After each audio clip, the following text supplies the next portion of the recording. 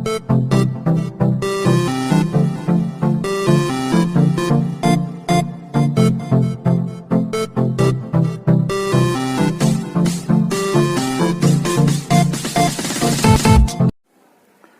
Evening.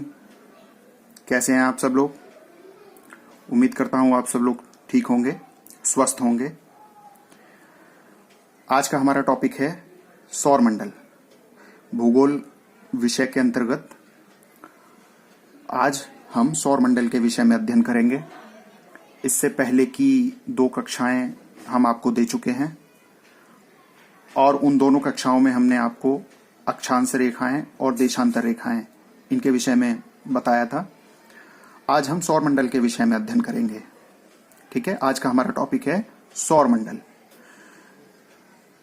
अपना topic शुरू करने से पहले एक छोटा सा निवेदन। यदि आप हमारे चैनल पर नए हैं तो आप हमारे चैनल MK टीचिंग गुरु को सब्सक्राइब कर सकते हैं और साथ में बेल आइकन दबाएं, जिससे आपको समय समय पर नोटिफिकेशन प्राप्त होता रहे। आइए शुरू करते हैं। देखिए, सौरमंडल सूर्य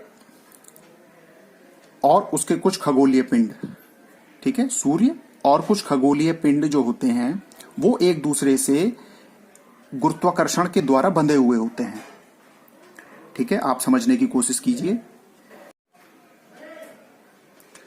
सूर्य और कुछ खगोलीय पिंड जो एक दूसरे से गुरुत्वाकर्षण शक्ति के द्वारा बंधे होते हैं, यही सब मिलकर क्या करते हैं? सौरमंडल का निर्माण करते हैं। आप इसको इस प्रकार से समझिए कि सौरमंडल एक परिवार है, सूर्य का परिवार है। सौरमंडल का मतलब है सूर्य का एक परिवार है। सौरमंडल क्या है? सूर्य का एक परिवार है और उस परिवार में सूर्य क्या है? प्रधान है, मुखिया है। उस परिवार का, सौरमंडल परिवार का जो मुखिया है वो सूर्य है। सौर का मतलब होता है सूर्य। तो देखिए, जैसे हमारे और आपके घरों में एक परिवार होता है और उस परिवार में एक मुखिया होता है और बाकी के अन्य सदस्य होते हैं, इसी प्रकार सौरमंडल ये क्या है? एक परिवार है। ये सूर्य का परिवार है। इसको हम कह सकते हैं सूर्य का एक परिवार है। इसमें सूर्य तो होता ही है, सूर्य के साथ कुछ और भी चीजें होती हैं। ठीक है, सूर्य के साथ में और भी सदस्य होते हैं। सौरमंडल के यदि हम सदस्यों के बारे में जानेंगे तो इसमें देखिए, नंबर 1 सूर्य होता है। ठीक है, सौरमंडल में सबसे पहले क्या होता है? सूर्य। सूर्य क्या होता है? मुखिया होता है। सूर्य क्या होता है? मुखिया। सौरमंडल का मुखिया कौन होता है? सूर्य। ठीक है, इसको प्रधान कह सकते हैं आप। ठीक है, दूसरे नंबर पर सौरमंडल में क्या होता है? हम एक एक करके सारे सदस्यों के विषय में पढ़ेंगे। सौरमंडल में कौन कौन होते हैं? सूर्य होता है। सूर्य के बाद में ग्रह। क्या होते हैं? ग्रह। ग्रह कितने होते हैं? ग्रह 8 होते हैं। ठीक है, अभी उनके विषय में हम पढ़ेंगे। फिलहाल आप समझिए, दूसरे नंबर पे क्या है? ग्रह होते हैं। और सौरमंडल में क्या क्या होता है? और होता है उपग्रह। क्या होता है? उपग्रह होते हैं। ठीक है, सूर्य होता है, ग्रह होते हैं, ग्रह जो 8 होते हैं, उसके बाद में उपग्रह होते हैं। उपग्रह के बाद में और क्या होता है हमारे सौरमंडल में?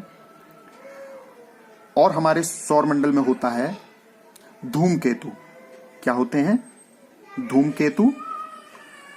धूमकेतु होते हैं। और क्षुद्र ग्रह। क्या होते हैं? क्षुद्र ग्रह। धूमकेतु और क्षुद्र ग्रह।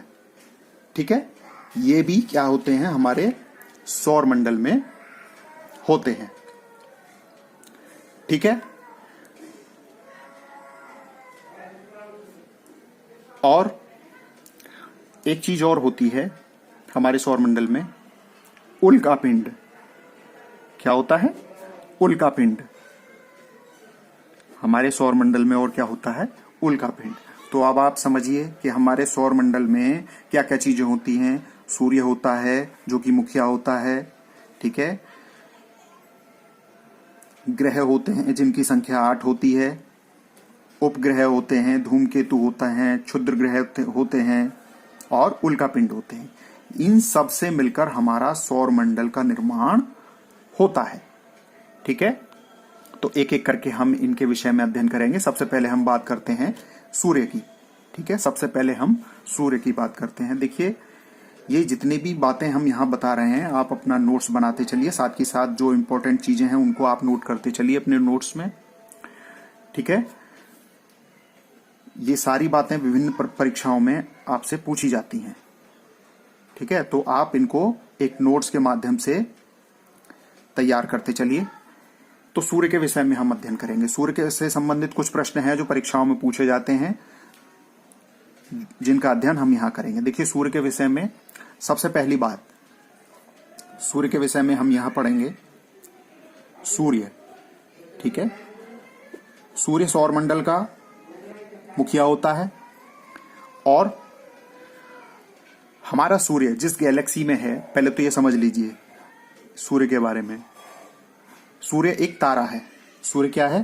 तारा। पूछा जाता है, बताइए सूर्य क्या है? ग्रह है, उपग्रह है, धूमकेतु है, क्या है? तो सूर्य एक तारा है। ठीक है, ये आपसे पूछा जाता है। आपको कंफ्यूज नहीं होना है। यदि परीक्षा में इस तरह के प्रश्न आते हैं तो आप बताएंगे सूर्य क्या है? सूर्य एक तारा है।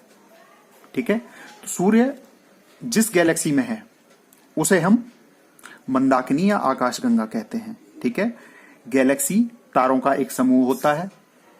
गैलेक्सी में बहुत सारे तारे होते हैं। गैलेक्सी जो होती है वो विभिन्न बहुत असंख्य तारों का एक समूह होता है। ठीक है, और एक गैलेक्सी में लगभग 100 अरब तारे होते हैं। एक गैलेक्सी में कितने तारे होते हैं? लगभग 100 अरब तारे होते हैं। 100 अरब तारे होते हैं किसमें? एक गैलेक्सी में। ठीक है, एक गैलेक्सी में 100 अरब तारे होते हैं। ठीक है, तो उनमें से सूर्य भी क्या है? एक है। उन 100 अरब में से सूर्य भी क्या है? एक है। ठीक है, सूर्य में ऊर्जा का अपार भंडार होता है। सूर्य ऊर्जा का सबसे बड़ा स्रोत है। पृथ्वी पर सूर्य जो है ऊर्जा का सबसे बड़ा स्रोत है। ठीक है, तो इस स्रोत का कारण क्या है?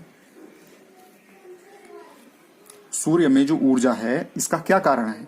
इसका कारण है, सूर्य में ऊर्जा का जो कारण है वो है नाभिकीय संलयन। नाभिकीय संलयन की प्रक्रिया। ये बहुत ही इंपॉर्टेंट प्रश्न है जो विभिन्न परीक्षाओं में पूछा गया है और आगे भी पूछा जाता रहेगा। ठीक है, इसको आप अच्छे से समझिए।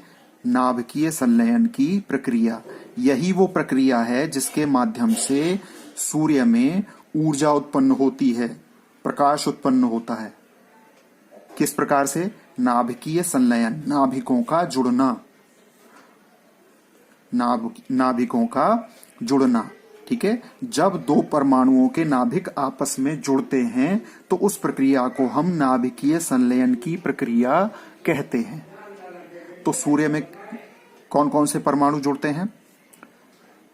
देखिए, सूर्य में होता क्या है? हीलियम और हाइड्रोजन। सूर्य में क्या होता है? हीलियम और हाइड्रोजन। हीलियम और हाइड्रोजन, इन दोनों के परमाणु आपस में जब जुड़ जाते हैं, ठीक है, इन दोनों के परमाणु जब आपस में जुड़ जाते हैं तो उससे बहुत अधिक मात्रा में क्या निकलती है? ऊर्जा उत्पन्न होती है। बहुत अधिक मात्रा में ऊर्जा उत्पन्न होती है। यही ऊर्जा जो है, यही कारण है नाभिकीय संलयन की प्रक्रिया के कारण सूर्य में अत्यधिक ऊर्जा होती है। ठीक है, इसी प्रक्रिया के द्वारा, नाभिकीय संलयन की प्रक्रिया के द्वारा सूर्य में ऊर्जा होती है। ठीक है, तो सूर्य की ऊर्जा का क्या कारण है? तो आप बताएंगे नाभिकीय संलयन की प्रक्रिया। अच्छा, एक और इसके साथ में प्रक्रिया होती है नाभिकीय संलयन के से अलग एक और होती है जो इससे जुड़ा ही प्रश्न है, वो है नाभिकीय विखंडन। हालांकि इससे जुड़ा हुआ नहीं है लेकिन फिर भी हम बता देते हैं नाभिकीय विखंडन। देखिए विखंडन नाम से देखिए, नाभिकों का विखंडित हो जाना, नाभिकों का टूटना। नाभिकीय संलयन प्रक्रिया में नाभिक आपस में जुड़ते हैं, हाइड्रोजन और हीलियम के दोनों के नाभिक क्या होते हैं, आपस में जुड़ते हैं, ठीक है, और अपार ऊर्जा उनसे निकलती है। लेकिन नाभिकीय विखंडन की प्रक्रिया में क्या होता है, इसमें नाभिक टूटता है। इसमें क्या होता है, नाभिक टूटता है, ठीक है, और उसके टूटने से भी अपार ऊर्जा प्राप्त होती है, ठीक है, उसके टूटने से भी ऊर्जा निकलती है, ठीक है। नाभिकीय विखंडन की प्रक्रिया परमाणु विस्फोटों में पाई जाती है। अच्छा चलिए अब आगे देखते हैं सूर्य से संबंधित कुछ और प्रश्न, ठीक है, सूर्य से संबंधित कुछ और प्रश्नों के बारे में हम यहां देखते हैं और क्या क्या प्रश्न सूर्य से संबंधित यहां बन सकते हैं। देखिए एक जो सबसे ज्यादा प्रश्न पूछा जाता है वो ये पूछा जाता है कि बताइए पृथ्वी की सूर्य से दूरी कितनी है, या सूर्य से पृथ्वी की दूरी कितनी है, ठीक है, सूर्य पृथ्वी से कितना दूर है। तो आप ये समझ लीजिए कि पृथ्वी की सूर्य से जो दूरी है, पृथ्वी की सूर्य से जो दूरी है वो कितनी है, आप इसको याद कर लीजिए, 14.98 करोड़ किलोमीटर, ठीक है। पृथ्वी से सूर्य की दूरी कितनी है, पृथ्वी से सूर्य की दूरी 14.98 किलोमीटर, लगभग 15 करोड़ किलोमीटर, ठीक है, लगभग में अगर पूछें तो लगभग 15 करोड़ किलोमीटर, ठीक है। एक चीज और देखिए, सूर्य का प्रकाश ही पृथ्वी पर आता है। अब एक प्रश्न यहां यह बनता है कि ये जो प्रकाश सूर्य से पृथ्वी पर आता है ये कितने समय में पृथ्वी पर पहुंचता है, ठीक है, सूर्य का प्रकाश कितने समय में पृथ्वी पर पहुंचता है। तो कितने समय में पहुंचता है, सूर्य का प्रकाश पृथ्वी पर जो पहुंचता है वो 8 मिनट और 20 सेकंड, ठीक है, ये समय आप याद रखिए। सूर्य का प्रकाश पृथ्वी पर 8 मिनट और 20 सेकंड में पहुंचता है। सूर्य का प्रकाश पृथ्वी पर 8 मिनट 20 सेकंड में पहुंचता है, ठीक है। एक चीज और यहां हम बता दें, हालांकि विज्ञान से संबंधित है लेकिन आता है भूगोल विषय के अंतर्गत, इसको पूछ लिया जाता है कभी कभी, प्रकाश वर्ष, ठीक है, बहुत ही इंपॉर्टेंट है प्रकाश वर्ष। देखिए प्रकाश वर्ष एक इकाई है, मापन की इकाई है प्रकाश वर्ष, ठीक है। जब बहुत अधिक दूरी का मापन करना हो, ठीक है, जब हमें बहुत अधिक दूरी का मापन करना हो, ठीक है, जिसको कहते हैं हम ब्रह्मांडीय दूरी। क्या कहते हैं, ब्रह्मांडीय दूरी।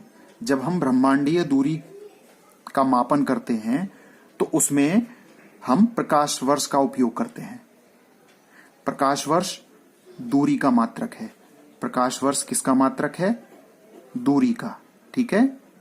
दूरी को प्रकाश वर्ष में भी नापते हैं। यहां वर्ष आ रहा है, इसका मतलब ये नहीं है कि ये समय का मात्रक है। बहुत से बच्चे इसमें कंफ्यूज हो जाते हैं कि इसमें वर्ष आ रहा है इसका मतलब हो सकता है ये समय का मात्रक हो।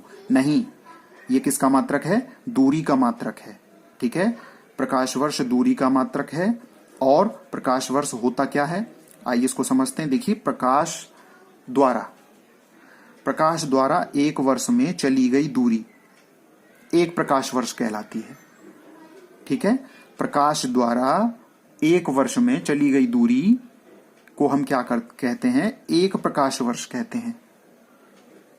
परिभाषा पूछी जाती है, परीक्षाओं में पूछा जाता है प्रकाश वर्ष किसे कहते हैं, तो आप बताएंगे प्रकाश द्वारा एक वर्ष में चली गई दूरी को एक प्रकाश वर्ष कहते हैं। और एक प्रकाश वर्ष बराबर कितना होता है, 1 प्रकाश वर्ष बराबर होता है 9.46 गुणा 10⁻12 किलोमीटर। ठीक है, आप इसको याद रखेंगे कि 1 प्रकाश वर्ष में कितने किलोमीटर होते हैं। ठीक है, एक प्रकाश वर्ष में कितने किलोमीटर होते हैं, तो 1 प्रकाश वर्ष में कितने किलोमीटर होते हैं, 9.46 गुणा 10⁻12 किलोमीटर। ठीक है, अब आप इससे समझ लीजिए कि प्रकाश वर्ष जो है कितनी लंबी दूरी का मापन करता होगा। ठीक है, कितनी बड़ी संख्या है ये। तो सूर्य से संबंधित जितने भी संभावित प्रश्न बन सकते थे वो आपके सामने यहां हैं। ठीक है, चलिए आगे चलते हैं। अब हम सौरमंडल में सबसे पहले हमने सूर्य के विषय में पढ़ा। अब देखिए, अब ग्रहों के विषय में थोड़ा सा समझते हैं। ग्रह जो होते हैं वो 8 होते हैं। ठीक है, ग्रह 8 होते हैं। इनका क्रम आपको याद रखना है।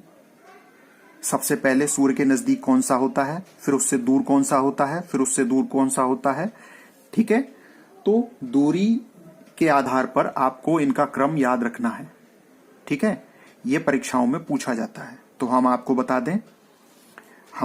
दें, सबसे पहले सूर्य के सबसे नजदीक होता है बुध, उसके बाद में शुक्र, उसके बाद में पृथ्वी, फिर मंगल, फिर बृहस्पति, फिर शनि, फिर अरुण और वरुण। ठीक है, ये क्रम है, इसको रिदम में याद करिए। ठीक है, जब आप इसको रिदम में याद करेंगे तो आपको आसानी से याद हो जाएगा। किस प्रकार से, बुध, शुक्र, पृथ्वी, मंगल, बृहस्पति, शनि, अरुण, वरुण। इस प्रकार एक बार में ही इसको याद कर सकते हैं। बुध, शुक्र, पृथ्वी, मंगल, बृहस्पति, शनि, अरुण, वरुण। ठीक है, तो इसके लिए हम दूसरी शीट देखते हैं। देखिए, ये हमने एक चित्र बनाया है। पुस्तक जैसा नहीं है, लेकिन फिर भी आप इसको देखकर बहुत कुछ समझ सकते हैं। ठीक है, ये हमारा सूर्य है। ठीक है, ये हमारा सूर्य है और ये 8 ग्रह हैं। ये हमारे 8 ग्रह हैं जो हमारे सूर्य के चारों ओर चक्कर लगा रहे हैं। ग्रह किसे कहते हैं, प्रश्न उठता है, ग्रह कहते किसे हैं। ठीक है, तो पहले इसको समझिए। जो आकाशीय पिंड सूर्य के चारों ओर चक्कर लगाते हैं उन्हें हम ग्रह कहते हैं। जो आकाशीय पिंड सूर्य के चारों ओर चक्कर लगाते हैं, ठीक है, जो आकाशीय पिंड सूर्य के चारों ओर चक्कर लगाते हैं उन्हें हम ग्रह कहते हैं। बात आई समझ में। जो आकाशीय पिंड सूर्य के चारों ओर चक्कर लगाते हैं उन्हें हम क्या कहते हैं, ग्रह कहते हैं। ठीक है, उपग्रह के बारे में चलिए उपग्रह भी समझिए। दूसरा आता है उपग्रह। उपग्रह किसे कहते हैं, तो उपग्रह देखिए, ये जो ग्रह हैं हमारे, कुछ आकाशीय पिंड ऐसे होते हैं जो इन ग्रहों के भी चारों ओर चक्कर लगाते हैं। ठीक है, तो ऐसे आकाशीय पिंड जो ग्रहों के भी चारों ओर चक्कर लगाते हैं, इन ग्रहों के चारों ओर चक्कर लगाते हैं, तो उन्हें हम उपग्रह कहते हैं। क्या कहते हैं, उपग्रह। दोबारा से समझिए, ऐसे आकाशीय पिंड जो सूर्य के चारों ओर चक्कर लगाते हैं उन्हें हम ग्रह कहते हैं, और ऐसे आकाशीय पिंड जो ग्रहों के चारों ओर चक्कर लगाते हैं उन्हें हम उपग्रह कहते हैं। तो ग्रह के विषय में हम यहां देख लें थोड़ा। ग्रह 8 होते हैं और उनका क्रम जो होता है समझ लीजिए। ये सूर्य है हमारा, सूर्य के सबसे नजदीक होता है बुध, फिर शुक्र, फिर पृथ्वी, मंगल, बृहस्पति, शनि, अरुण, वरुण। बुध, शुक्र, पृथ्वी, मंगल, बृहस्पति, शनि, अरुण, वरुण। इस प्रकार आप याद करिए, आपको आसानी से याद हो जाएंगे। और क्रम से याद करिए। ठीक है, क्रम पूछा जाता है। एक परीक्षा में पूछा गया था कि पृथ्वी किस क्रम का ग्रह है। पृथ्वी किस क्रम का ग्रह है, तो किस क्रम का है। यदि सूर्य से दूरी के आधार पर देखा जाए तो पृथ्वी किस क्रम पर आती है, पहले बुध, फिर शुक्र, फिर पृथ्वी, तीसरे नंबर पर आती है। ठीक है, तृतीय स्थान पर है। ठीक है, सूर्य से दूरी के हिसाब से अगर देखा जाए तो पृथ्वी किस स्थान पर आती है, तीसरे स्थान पर आती है। ये दो प्रश्न इसमें सबसे महत्वपूर्ण ये बनते हैं कि सूर्य के सबसे नजदीक कौन सा ग्रह है, तो सूर्य के सबसे नजदीक है हमारा बुध। और सूर्य के सबसे दूर कौन सा ग्रह है, तो सूर्य के सबसे दूर कौन सा ग्रह है, वरुण। ये दो प्रश्न हैं, बहुत ही इंपॉर्टेंट है, इनको आप याद करिए। सूर्य के सबसे नजदीक का ग्रह कौन सा है और सूर्य के सबसे दूर का ग्रह कौन सा है। ठीक है, अब इनके आकार की हम बात करते हैं। ठीक है, इनके आकार की हम बात करते हैं कि आकार में कौन सा ग्रह सबसे बड़ा है और कौन सा ग्रह सबसे छोटा है। ठीक है, तो देखिए हमने इस चित्र को इस प्रकार से बनाया है कि आकार को देखकर आप समझ जाएं कि कौन सा ग्रह छोटा है और कौन सा ग्रह बड़ा है। तो इस चित्र में आपको सबसे बड़ा ग्रह कौन सा दिखाई दे रहा है? सबसे बड़ा ग्रह देखिए, सबसे बड़ा ग्रह जो है वो ये है, बृहस्पति। कौन सा? बृहस्पति। बृहस्पति ग्रह आकृति के आकार के हिसाब से सबसे बड़ा ग्रह है। ठीक है, आकार में सबसे बड़ा ग्रह कौन सा है? बृहस्पति। और आकार में सबसे छोटा ग्रह कौन सा है? बुध। ठीक है, यहां से दो प्रश्न और बनते हैं। आकार में सबसे बड़ा ग्रह बृहस्पति है और सबसे छोटा ग्रह बुध है। ठीक है, आपको इन दोनों प्रश्नों को अच्छे से अपनी कॉपी में नोट कर लीजिए। ठीक है, जो जो बातें हम बता रहे हैं ये सारी बातें इंपॉर्टेंट हैं, आप नोट्स बनाते चलिए। तो आकार में सबसे छोटा बुध है, ठीक है, और सबसे बड़ा बृहस्पति।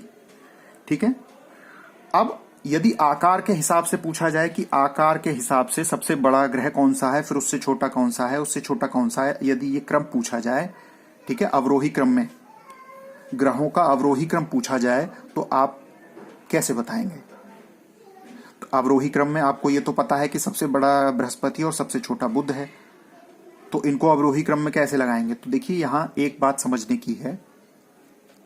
ठीक है, एक बात ये समझिए कि ये जो बाद के चारों ग्रह हैं, ध्यान से देखिए, ये जो हमारे बाद के चारों ग्रह हैं, बृहस्पति, शनि, अरुण, वरुण, और जो शुरू के चारों ग्रह हैं, बुध, शुक्र, पृथ्वी, मंगल, ये चारों ग्रह छोटे हैं और ये चारों ग्रह बड़े हैं। दिख रहे हैं ना? ठीक है, तो आपको इन चारों ग्रहों में तो कोई परिवर्तन नहीं करना है। यदि आकृति के हिसाब से पूछा जाए कि आकार में सबसे बड़े ग्रहों का क्रम क्या है, तो आपको बताना है ये क्रम से ही लगे हुए हैं। ठीक है, ये क्रम से ही हैं, तो इनको तो आपको वैसे ही याद करना है। ठीक है, सबसे बड़ा बृहस्पति, उससे छोटा शनि, फिर उससे छोटा अरुण, फिर उससे छोटा वरुण। तो इन चारों को तो आप क्रम से याद करिए, बृहस्पति, शनि, अरुण, वरुण। ठीक है, बृहस्पति, शनि, अरुण, वरुण। अब बात आती है वरुण से छोटा कौन है? तो वरुण से छोटी पृथ्वी है। ठीक है, वरुण से छोटी पृथ्वी है। और पृथ्वी से छोटा कौन है? पृथ्वी से छोटा शुक्र है, शुक्र से छोटा मंगल है और मंगल से छोटा बुध है। ठीक है, तो आकार के हिसाब से यदि अवरोही क्रम में ग्रहों को पूछा जाए तो आप बताएंगे बृहस्पति, शनि, अरुण, वरुण। ठीक है, उसके बाद में पृथ्वी, शुक्र, मंगल और बुध। बात आई समझ में? एक चीज और है, देखिए शुरू के जो चारों ग्रह हैं, ठीक है, ये जो चारों ग्रह हैं, इन चारों ग्रहों का घनत्व अधिक होता है। ठीक है, इन चारों ग्रहों का घनत्व अधिक होता है और ये चारों ग्रह जो हैं, बुध, शुक्र, पृथ्वी, मंगल, ये भारी पदार्थों से मिलकर बने होते हैं। आपको इस बात को याद रखना है, बुध, शुक्र, पृथ्वी और मंगल, ठीक है, ये भारी पदार्थों से मिलकर बने होते हैं और इनका घनत्व अधिक होता है। और बाद के जो चार ग्रह हैं, बृहस्पति, शनि, अरुण, वरुण, ये हल्के पदार्थों से मिलकर बने होते हैं और इनका घनत्व कम होता है। ठीक है, इस बात को आपको याद रखना है। ग्रहों से संबंधित एक प्रश्न और पूछा जाता है। ठीक है, देखिए अधिकांश ग्रह जो होते हैं वो पश्चिम से पूर्व दिशा की ओर सूर्य का चक्कर लगाते हैं। ठीक है, केवल दो ही ऐसे ग्रह हैं, ठीक है, दो ऐसे ग्रह हैं जो कि पूर्व से पश्चिम में सूर्य के चारों ओर चक्कर लगाते हैं। वो कौन से हैं? वो है हमारे शुक्र और एक है हमारा कौन सा? अरुण। ठीक है, शुक्र और अरुण, ये शुक्र ग्रह और अरुण ग्रह। ठीक है, ये दोनों ऐसे ग्रह हैं, ठीक है, जो पूर्व से पश्चिम दिशा में सूर्य के चारों ओर चक्कर लगाते हैं। लेकिन बाकी जो छह ग्रह हैं वो पश्चिम दिशा से पूर्व दिशा की ओर सूर्य के चक्कर लगाते हैं। ठीक है, इस बात को आप यहां नोट करें। अब बात आती है उपग्रह की। ठीक है, हम उपग्रह के बारे में थोड़ा सा समझें। देखिए, ग्रहों के बारे में आपको पता चल गया होगा कि ऐसे आकाशीय पिंड जो सूर्य के चारों ओर चक्कर लगाते हैं उन्हें हम ग्रह कहते हैं। उपग्रह के बारे में भी हमने बताया कि ऐसे आकाशीय पिंड जो इन ग्रहों के भी चारों ओर चक्कर लगाएं उन्हें हम उपग्रह कहते हैं। प्रत्येक ग्रह का कोई ना कोई उपग्रह है। इस बात को आप समझिए, जितने भी ग्रह हैं इनका कोई ना कोई उपग्रह है। एक से अधिक भी उपग्रह हैं, कई कई उपग्रह हैं ग्रहों के, लेकिन 2 ग्रह इनमें ऐसे हैं जिनका कोई भी उपग्रह नहीं है। वो कौन से हैं? बुध और शुक्र। ठीक है, ये नोट करने वाली बात है। बुध और शुक्र ऐसे 2 ग्रह हैं जिनका कोई भी उपग्रह नहीं है। ठीक है, बाकी जो हमारे 6 ग्रह हैं इन सबके उपग्रह हैं। पृथ्वी पूछा जाता है कि पृथ्वी का कौन सा उपग्रह है, तो पृथ्वी का केवल एकमात्र उपग्रह है और वो है चंद्रमा। पृथ्वी का उपग्रह कौन सा है? चंद्रमा, क्योंकि चंद्रमा पृथ्वी के चारों ओर चक्कर लगाता है, इसलिए चंद्रमा पृथ्वी का क्या है? उपग्रह है। अब ये भी प्रश्न इसमें बनता है कि बताइए चंद्रमा ग्रह है या उपग्रह? बहुत से बच्चे इसमें कंफ्यूज हो जाते हैं, उनको यही नहीं पता है कि चंद्रमा ग्रह है कि उपग्रह है। तो हमने बताया है कि जो पिंड ग्रहों के चारों ओर चक्कर लगाते हैं उन्हें हम क्या कहते हैं? उपग्रह कहते हैं। तो पृथ्वी हमारा ग्रह है, तो ग्रह के चारों ओर चक्कर कौन लगाता है? चंद्रमा लगाता है। तो चंद्रमा क्या हुआ? पृथ्वी का उपग्रह हो गया। बात आई समझ में? पृथ्वी को हम एक और नाम से जानते हैं, इसको हम नीला ग्रह भी कहते हैं। पृथ्वी को क्या कहते हैं? नीला ग्रह। ठीक है, यदि पूछा जाए नीला ग्रह किसे कहते हैं तो हम पृथ्वी को कहते हैं। दूसरा इसमें एक चीज और पूछी जाती है और वो सब आपको पता ही है। पूछा जाता है कि ऐसा कौन सा ग्रह है जिस पर जीवन है? सभी को पता है, पृथ्वी एक ऐसा ग्रह है हमारे सौर मंडल में, पूरे सौर मंडल में जितने भी अब तक ज्ञात हुए हैं, पृथ्वी ही ऐसा ग्रह है जिस पर जीवन है। ठीक है, तो ये उपग्रहों से संबंधित बात हुई। वीडियो ज्यादा लंबा हो गया। ठीक है, तो सौर मंडल के विषय में हमने जाना, सूर्य के विषय में, ग्रहों के बारे में, उपग्रहों के बारे में। ठीक है, आज के टॉपिक में बस इतना ही। बाकी टॉपिक को हम कंटिन्यू करेंगे अगले वीडियो में। उम्मीद करता हूं ये सब बातें आपकी समझ में आई होंगी। चलिए ठीक है, आज के लिए इतना ही। धन्यवाद।